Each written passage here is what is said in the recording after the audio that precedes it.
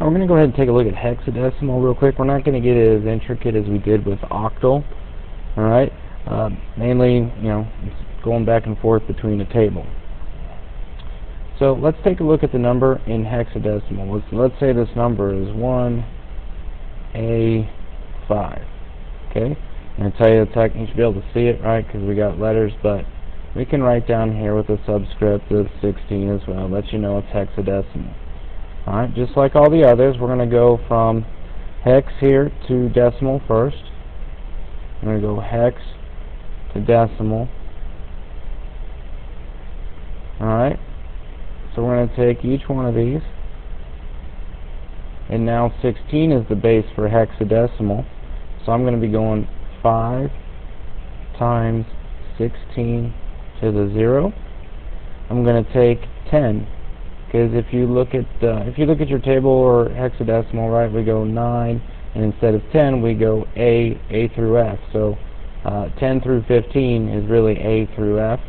So A represents 10, so we're going to go 10 times 16 to the first. Okay, and then lastly we're going to go 1 times 16 squared. Alright, 16 to the 0 is 1, 5 times 1 is 5, 16 to the first is 16 times 10 is 160, and 16 squared is 256 times 1 is 256. Okay, let's add all these up real quick, and we should be at 420. And that's in decimal now. Okay, going hex to binaries, as simple as going octal to binary. So if we come down here and we're going to go hex to binary,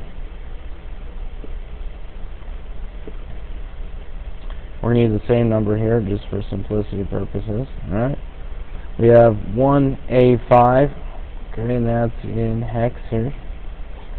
So what we're going to do is we're going to break this up.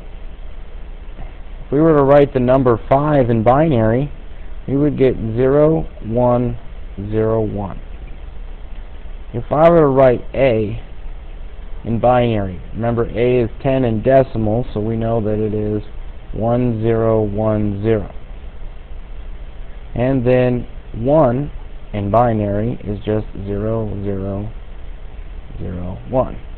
And there it is in binary. We can kind of write these together.